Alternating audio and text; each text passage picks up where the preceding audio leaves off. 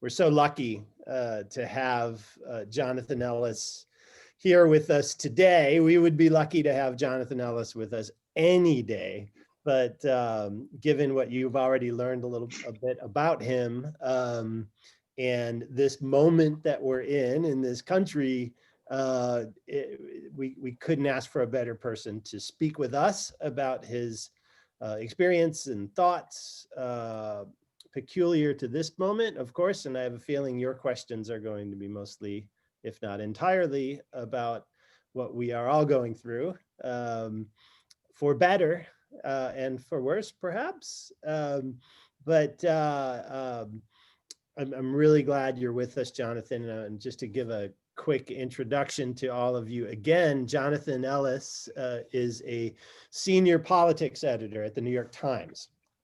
And in this role, he edits news and features, publishes a daily politics newsletter, and oversees live coverage of debates and election nights. Previously, he was deputy editor of the Times' climate desk, one of the largest teams covering climate change in the industry. Jonathan was managing editor of Mashable from 2014 to 2016, leading a newsroom with bureaus around the world and a staff of more than 100. He then returned to the Times for a second run, launching the company's Snapchat Discover channel in 2017. In his first stint at the New York Times, he was a top editor on the news desk, managed the NewYorkTimes.com homepage, led the newsroom's mobile team, launched an election 2012 app, and produced digital coverage of the 2008 campaign. Jonathan is a graduate of Brown University, where he studied computer science and public policy and was editor-in-chief of the Brown Daily Herald. But most importantly, Jonathan is a graduate of Greenhills School, class of 2012, and he got his true journalism training here at our school, where he was editor-in-chief of the Alcove in both his junior and senior years. And Jonathan, I just have to say, if you all look at Jonathan right now, so here's Jonathan. Oh no. So he has not changed a bit. One bit. And also, as apropos to any wordsmith, everybody else in the yearbook, your entire senior class, it's 2 pictures and one of text. You're the only one with just one lovely picture and 2 paragraphs of text, which I will not read, but I don't do that. I do want to know who Poopy Pants is at some point. As you all know, Mr. Zellers and Ms. Hall are going to moderate discussion. I'm going to sign off. I'm going to leave the visibly and listen. Thank you, Jonathan, for being here. And I'm going to turn it over to you and Ms. Hall and Mr. Zellers. Thank you for that all too generous introduction. Although you did give me you made me a decade younger, so I'm class of 2002, not 2012. So, but I appreciate the decade of youth. I was going by your photograph still. So. Yeah, totally. And elsewhere in that yearbook, of course, is Caroline Huntoon. So I'm honored to be in the same pages as her. Thank you, Peter.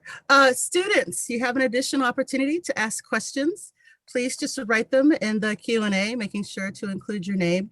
And we will really try to ask as many of them as we can in our really limited time. So glad that you're here, Jonathan. I just want to start off with a general question. We know you were the editor, as Mr. Fayroyan mentioned, of the Alcove. How did your time at Greenhills really help shape your journalistic career? That's a great question. Thank you, Ms. Hall. I will say that I didn't know that I wanted to be a professional journalist while I was at Greenhills, or even really while I was in college either. I did spend a lot of time working on the Alcove, which was a great training ground. And a lot of people would ask me, hey, you seem to really like this kind of stuff. Do you think you want to become a journalist, as a career? And I would say, I'm not really sure, it's just kind of a hobby. I enjoy it. But I can't really see myself going into it as a career. Maybe I'll go to law school someday or something like that. But I would always say, you know, I think it's just a hobby. I think it's just a hobby. And then similarly, when I went to undergrad and worked on the student paper at Brown, people would ask me the same question and I would have the same answer. You know, I enjoy doing it. It's a fun extracurricular activity, but I don't really necessarily see myself going into journalism full time after I graduate. And then I did. So you never know where life can take you. But I think I do feel like I'm lucky enough to sort of live the adage that, you know, if you enjoy what you do, you'll never have to work a day in your life. And so I'm lucky enough to work in a job where I do feel like I'm just sort of doing like a fun extracurricular activity every day. But now, of course, I'd, you know, not even have to go to class in the morning. So it all works out.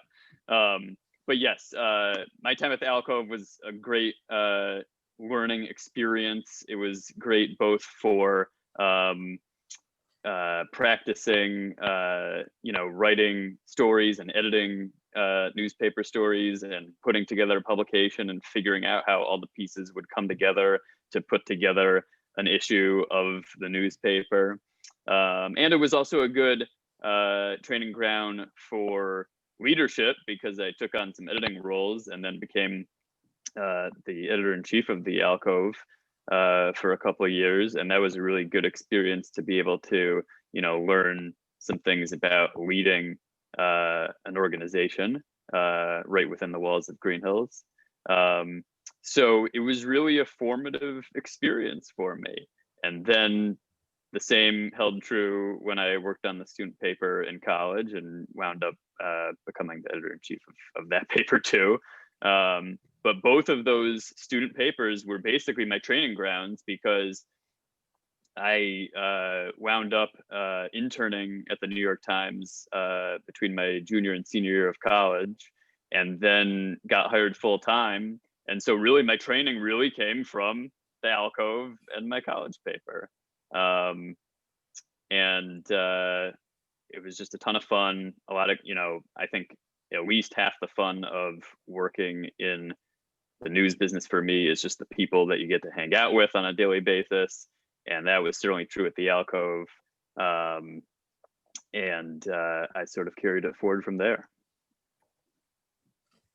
Thank you. But I will actually, let me add one more thing that I forgot to say. The other key part about my Greenhills experience was, I would say this for anybody who might be thinking about, you know, if there's anybody out there who's thinking maybe I want to, you know, become, you know, go into news journalism someday. The other thing is the sort of broad liberal arts education that I got at Greenhills was also critical, because to be a journalist, I think the most important skill is having a wide range of knowledge, and that's what sort of a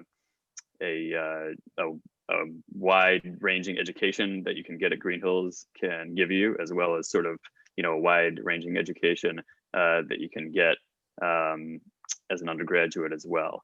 So, you know, I think sometimes people who are interested in going into the field will ask me, what should I study? You know, what should I study in college, that kind of thing. And I tell them, you should kind of study a little bit of everything. There's no real one thing you should focus on, but it's really about that breadth of education, because you're going to have to call upon all that different knowledge when you are in, you know, when you're reporting or editing stories as a journalist. So I use, you know, obviously I use my history education that I got from Mr. Zellers and others to, you know, look at historical, to have an understanding of, you know, how history is informing our present moment. English, of course, every day, right? Math for all the numbers that we're dealing with in the vote counting. And when I was editing climate change coverage, certainly I was drawing on my science education. So I can think of, you know, uses for everything that I learned in school. Splendid, thank you. Jonathan, what we'd like to hear from you now is what you think about the outcome of the election, and particularly have there been surprises what has surprised you, and how do you think it's all going to turn out, both in terms of the presidency and in terms of the House and the Senate? You know, it's been such a whirlwind of emotion, I think, for probably everybody watching since we started on Tuesday night, and now here we are on Thursday morning. And I think that, you know, going into election night,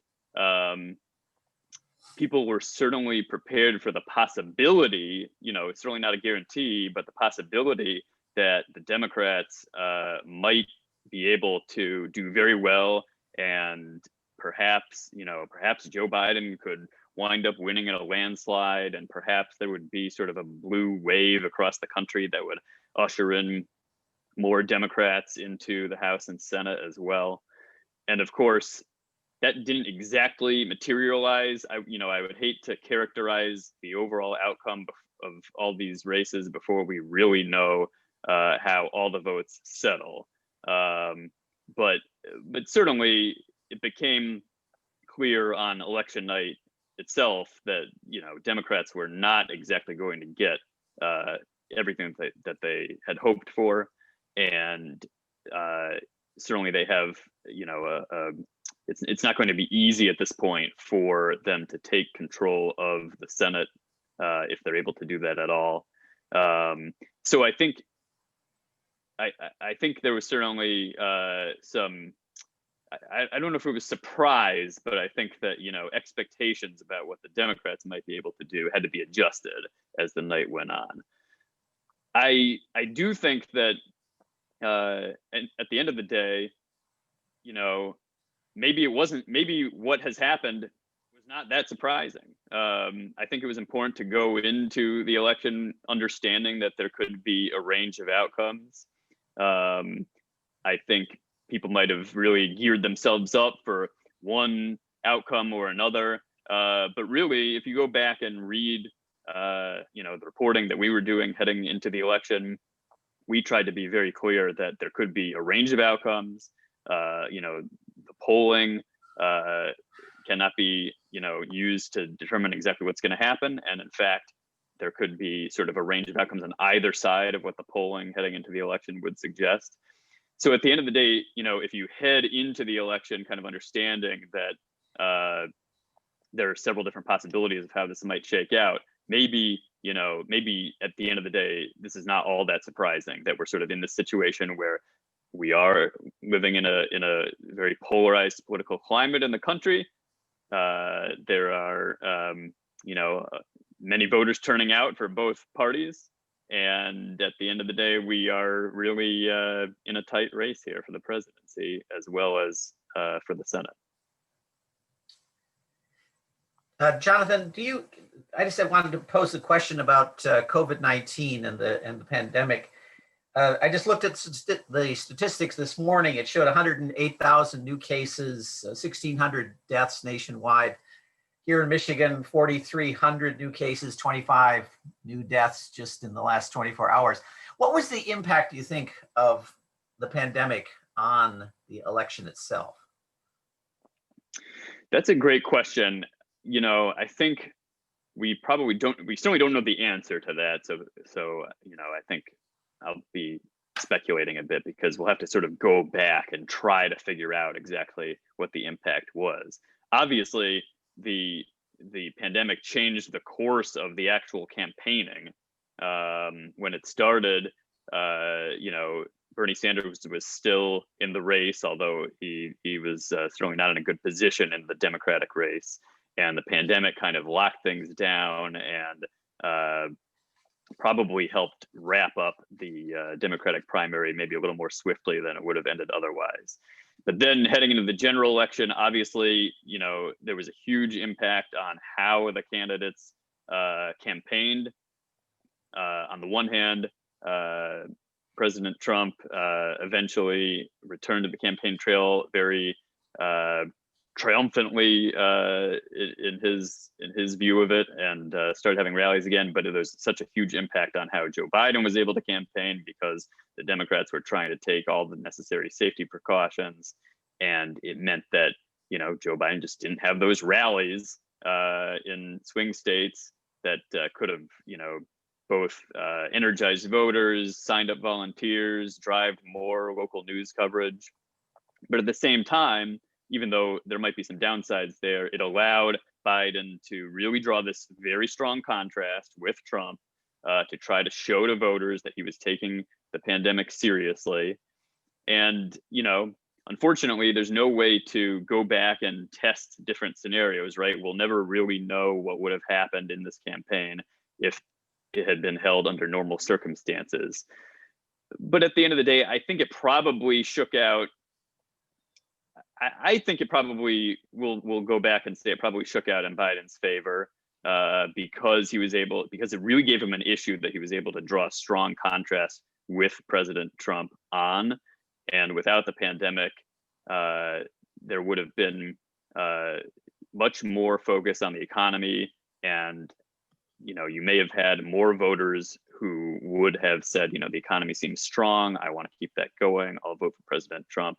And here comes this new issue where Joe Biden is able to attract a lot of people who say, the coronavirus is important to me. Getting the country out of this is important to me.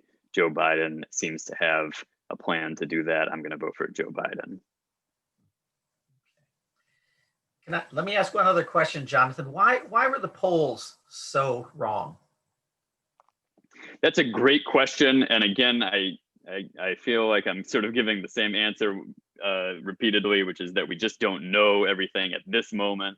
In some sense, the polls were not that off in many cases because we are seeing Biden, taking these leads or poised to take these leads in several of the swing states. And at the end of the day, it may be that the polling, it may turn out that the polling got many of the swing states correct and maybe was a little more off in places like Florida and Ohio and Texas, where the polling suggested that Biden really had a chance to win those states. And then at the end of the day, those states wound up being fairly red on the map in terms of the percentages, in terms of Trump's winning margins in those states. But, we may look back and say, maybe the polling wasn't that far off, but there is going to be a lot of questioning of what exactly happened and why Democrats went into election night thinking that there might be a landslide because the polling looked so good for Biden. And obviously that did not turn out to be the case. We have talked to pollsters about this already in the last 24 or 48 hours, asking the people who run these polls what happened. And they don't know yet. They want to see all the votes that come in and see how it really all shakes out and see what the final counts are before they make assessments of just how off the polls might have been. But something that some pollsters have told us is, there does seem to be something about Donald Trump that is very hard to capture in polling. And it seems to be very difficult to capture the kind of support for President Trump that's out there in the country for whatever reasons that may be. And, one pollster said, look, I have many past polls that I can look at to assess this, but I really only have 2 elections with Donald Trump in the election that lets me sort of test how the polling fared. And so that's not a very big sample size to sort of be able to go and see what exactly is going on here. But there does seem to be something about Trump because the polling was more accurate in the 2018 midterms, showing that Democrats were, on the way to victories there. And Donald Trump, wasn't really involved in that election. So there are some pollsters who are starting to think, there's something about Trump himself that we just can't capture in our polling exactly the level of support that's out there for him. Nadine, what have you got? We have lots of student questions, so we'll try to get to them as many as we can. Alex would like to know, how do you feel this election will challenge our democracy and how the international community views us? I think it is going to be a challenging time for the country, no matter the outcome. I mean, first of all, we should say, look, we don't know what the outcome is going to be. And I would say that right now, I would probably rather be in Joe Biden's position than in Donald Trump's position, because he seems to have several options to win, including if he wins Pennsylvania, he wins. So we are keeping close tabs on all of this, of course, and we'll see what happens. It's an exciting time to be talking with you about all this, but we shall see. But no matter who wins, it's going to be a challenging time for our democracy, because this election has proved once again, in case anybody had any doubts after 2016, that we do live in a very divided political climate. You know, obviously a lot of these swing states are going to be decided by very close margins. And then, you know, the other challenge is President Trump has already started talking about, you know, how Democrats are trying to steal the election. He's making these very baseless claims about fraud. He has no evidence to actually show that any sort of fraud is going on, or that there's any sort of stealing the election going on. But that has not stopped him from making these false claims, including at 2:30 in the morning on election night. So coming out of this, it's going to be difficult for our democracy, because there, you know, like it or not, there is going to be a large portion of the population who takes President Trump at his word, even though, you know, we have certainly documented many falsehoods that he has told over the years. But there are going to be a lot of people who may, if assuming he continues to talk about how Democrats have stolen this election, which is false, there are going to be many people who believe that, and that's going to, you know, make it difficult for us to try to come together again as a country. But at the same time, look, there's reason for optimism too. The votes are being counted. Democracy is sorting itself out. Everyone is very clear on the states that Biden and Trump have won at this point. We have to be patient. I think patience is really important. It will continue to be important even after there's a winner called here. And I think that, you know, it's still really good to see that we live in a place, we are lucky enough to live in a country where the voters can go to the polls, make their voices heard. You know, we certainly hope that everything will work out in a very, you know, clear fashion, and we can sort this all out. But it's good to see democracy in action, and it continues to be in action even as we speak. We'll see what the reaction on the world stage is. I think everybody just needs to be patient right now, though, and maybe once this is all sorted out, you know, I think there's a good chance that you know, a few months from now we may sort of be done with this and look back on it as kind of a tumultuous election, but be ready to move on. Thanks. AJ wants to know, how do you keep your personal bias from getting in the way of your writing? That's a great question. You know, I believe that, you know, everyone is going to have opinions. So as you know, or as you may know, journalists really try to, you know, be fair, keep their bias out of the story, out of the articles that we write or the stories that we publish.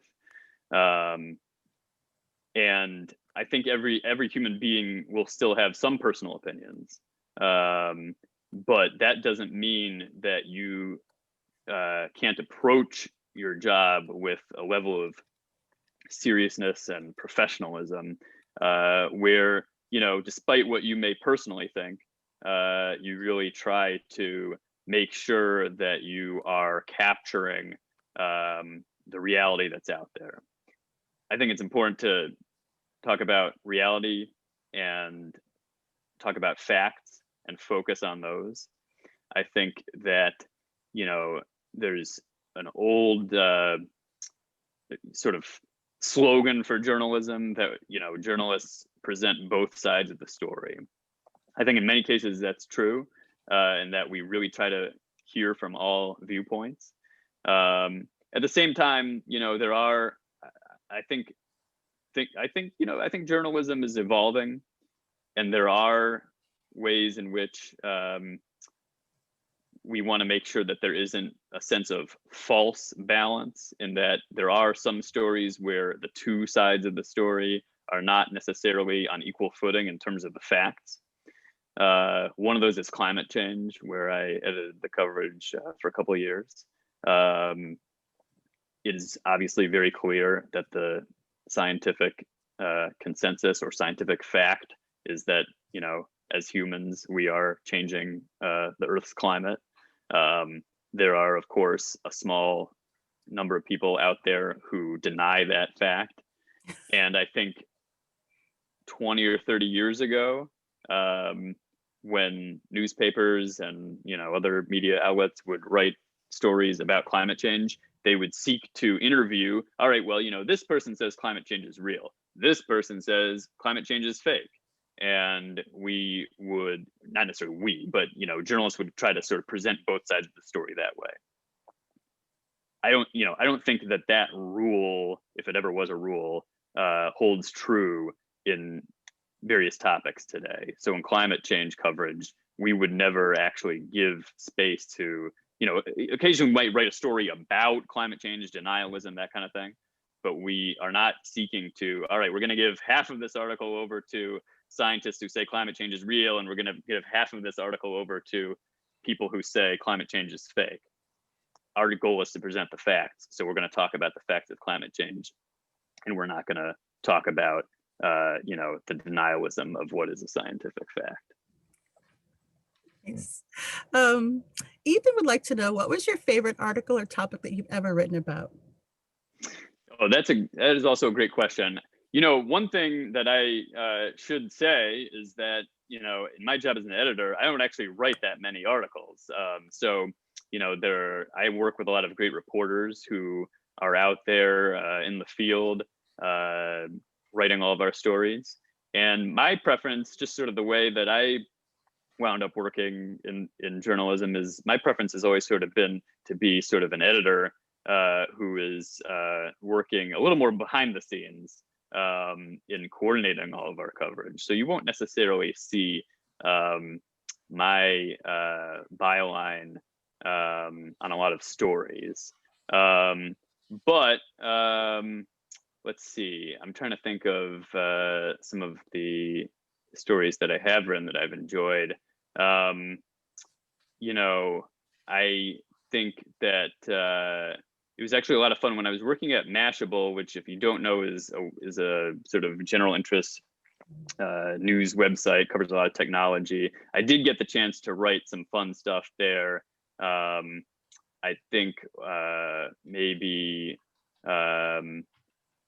some of my favorites were even just some stories about remember when the dress came out on the internet and everyone was confused whether it was blue and black or white and gold, and that was breaking news for us at Mashable. So we were, you know, furiously writing stories, and I was sort of analyzing the colors in the image, and I was working with one of our photo editors to try to figure out exactly what was going on, and we sort of wrote up an analysis of the colors of the dress.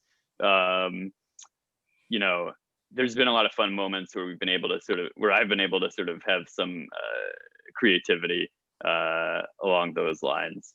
I'm sure I'm forgetting some other ones that I've written, but I also really enjoy sort of working with the reporters, helping them make their stories better, and sort of coordinating our coverage behind the scenes.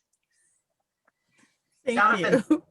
Jonathan, could you say something about turnout in this election, particularly turnout by young people, African Americans and others? There was a good deal of writing early on, in fact, even on the eve of the election, about how young people would have a decisive role to play in this election. From what you've seen so far, what would you say about that? What would you say about the turnout? Wow. Well, I'm going to have to beg a little ignorance here, because, you know, even even though we've obviously been staring at lots of numbers, it's all been coming so fast and furious that I have to admit that I haven't focused particularly on the data for turnout among young voters. Yet I'll have to go back and look at those numbers. I will give one word of caution, which is that just like, you know, the pre-election polling has to be taken with a grain of salt, so does the exit polling that sort of gives us a sense of who was voting and for what reasons. You have to take, you know, those numbers with a grain of salt as well. But, you know, it's clear that this is a very high turnout election. Joe Biden appears to be on track, or certainly has already received, I believe, more votes than any other presidential candidate in history. As a share of turnout, I think he might have some more votes to get before he hits some all-time records there. But the turnout is you know, at extraordinary levels for recent political history. I think as a share of the eligible voters, it's probably going to be the highest since 1900, based on one estimate. So it's clear that people really came out to vote, probably because, obviously, without a doubt, you know, President Trump is such a polarizing figure on both sides. He inspires love and he inspires loathing, and that drives turnout, because people really want to make their voices heard on either side of the equation. So it's clear that turnout was high. It appears to be clear that Joe Biden is outperforming what Hillary Clinton was able to do 4 years ago in a lot of suburban areas in the swing states. He appears to be on track to outperform Clinton's numbers in many large cities, such as, you know, we're all staring at Pennsylvania right now. So he appears to be on track to outperform her in Philadelphia, which is, you know, a largely African-American vote. So, and again, like, I don't want to make a statement about the youth numbers without having them in my head, but it really seems like this election got everybody up off the sidelines, got more Americans involved. And at the end of the day, you know, Biden is certainly leading in the popular vote. He's you know, almost certain to wind up the winner of the popular vote. And it's clear that so many Americans wanted to come out, and whether they were sort of more voting for Joe Biden or voting against Trump, you know, President Trump has inspired so many people to come out for either reason. Maya wants to know, do you believe the outcome of this election will result in violence between citizens of the United States? Well, I certainly hope not. And I think that it's also important to remember that, you know, even as we see, you know, you might see some things on the news if you're watching TV, or if you're reading, you know, the New York Times, you might see some reports of protests. There are already some protests that have turned, you know, that have resulted in some, you know, violence, or at least scuffles between protesters and the police. You know, it's not exactly it can be unnerving to see, you know, some protesters gathering at the elections office in Phoenix and sort of chanting outside there, and some of them are carrying handguns, as they are legally allowed to do in Arizona. It's an unsettling time, and I obviously it's unsettling for everyone, including us, and I can understand certainly that people might be worried about the potential for violence. But at the same time, the point I was trying to make was, even as we see some, you know, reports of this in certain places, I think it's important to understand that it's not like there's some kind of, you know, there's not a wave of violence or something that is overtaking the country. I mean, look how normal, you know, your life, apart from the pandemic, look how normal your life is today. You know, there's not violence on the streets of Ann Arbor right now, as far as I know. So I think it's important to be patient and remain calm. And there will be a little bit of stuff here and there. But I think that if everybody can just stay patient and sort of let democracy sort itself out, I do think that there is, the odds are in favor of things are going to sort themselves out. I think we all have to remain confident in, the ability of our elections officials who are, doing this out of a sense of civic duty, to sort of just sort everything out, get the votes counted. We'll go from there. There will be some legal challenges, to be sure. But I think that everybody can just sort of stay calm and patient and try to remember that, if there are reports of protest here, or maybe a little bit of an outbreak of, some people get into, some disputes or scuffles over there. I think it's just important to remember that those are, individual isolated incidents. This is not going to be some kind of, something that really overtakes normal life. So you don't anticipate a civil war? I don't anticipate a civil war. I think, I will say, like our top editor, my top level boss is Dean Baquet, who is a very respected journalist. He's executive editor of the New York Times. He's seen it all. He has said repeatedly that in his belief, he thinks that, let's assume for a second that Joe Biden is going to win the election, despite, Donald Trump is going to obviously raise a lot of ruckus. He's already talking about how the election is being stolen. The Trump campaign is already filing, several legal challenges in several states. But my boss, Dean Baquet, has said that, he thinks President Trump will willingly, or if not willingly, peacefully leave office, have a transition of power. He's not anticipating some kind of, major dispute once this is all sorted out.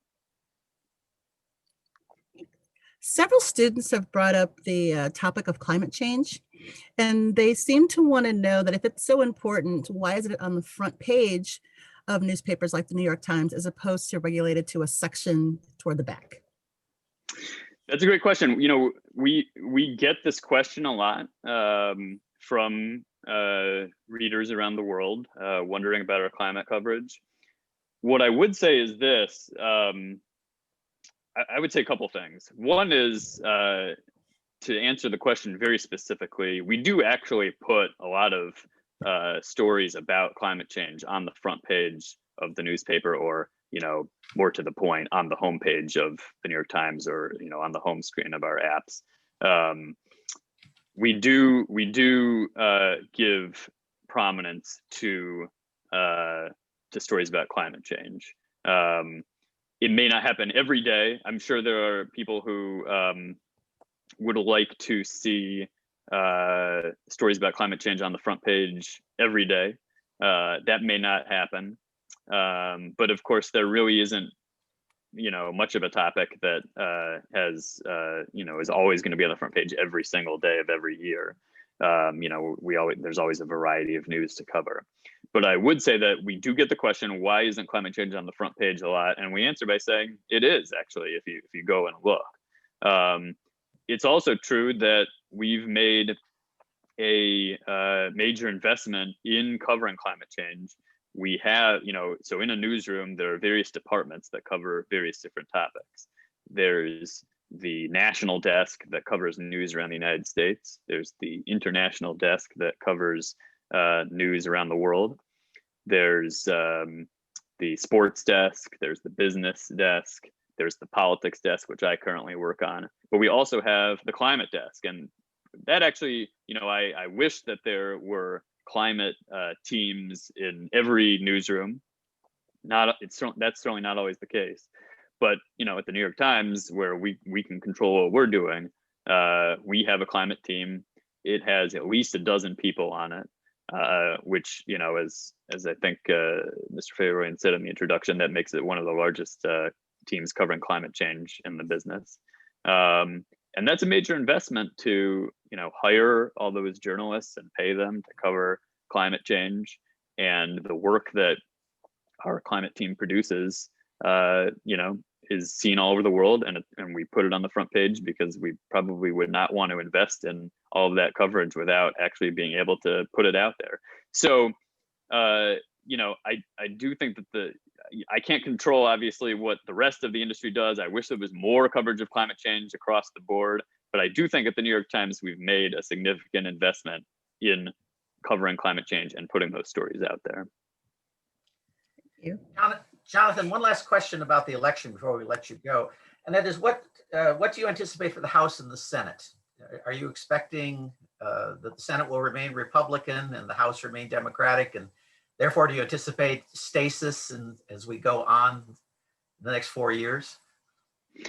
It looks like that's the most likely outcome in terms of the Democrats keeping the House and the Republicans keeping the Senate. I do hesitate to characterize it a little bit. You know, I think the Democrats are probably in a very strong position to keep the House. The Republicans are probably favored to keep the Senate, but I do want to avoid speculating a little too much about what might happen in the race for Senate control. There's still, you know, possibilities, including potential runoffs in Georgia that will of course become sort of the Georgia Senate races might become the center of the political universe in the next couple of months, because they could help determine control of the Senate. So we really don't know exactly what's going to happen, but I do think that you know, if you wind up with let's say you wind up with a Republican-controlled Senate, but let's say Joe Biden wins the presidency. Yeah, I mean, you know, I think that it's certainly not going to be as easy for Biden to accomplish what he wants to accomplish if Mitch McConnell is still in charge in the Senate. And that might start right away, because you might even see the Senate sort of, because the Senate needs to confirm Biden's cabinet appointees, you might see Biden sort of really having to potentially make compromises on whom he appoints to his Senate posts, because he's got to get the Republican-controlled Senate to sign off on that. Okay, thank you very much, Jonathan. Your editor's remark, by the way, reminds me somehow of 1933, where there's a dour Herbert Hoover and a joyous Franklin Roosevelt. I wonder if that's what the inauguration day might look like. Thank you so much for making time in your busy schedule to be with us today, and try to get some sleep. I'm told it's really good for you. I will try. I got about 2 hours after election night, so I'm going to try to take a nap after this. Excellent. Thank you, Peter, Jonathan. some final word? Good. Thank you, Jonathan, very much. And I'm going to put you on the spot and ask you for a little favor. Would you mind? There's a bunch of questions that didn't get answered, and I'm wondering at some point when things calm down, and you know, we can sort of maybe pull them, and in your spare time, maybe just sort of give a few thoughts on some of them, and we can disseminate them appropriately. So I'd be happy to. Yeah, I'm looking forward to taking a vacation someday. Well, Ann Arbor's a lovely place this time of year. Exactly. Really great to see you. Thanks, Bruce, and thanks, Nadine and Jonathan. Best to you. Thanks so much. Goodbye. Thanks. Bye.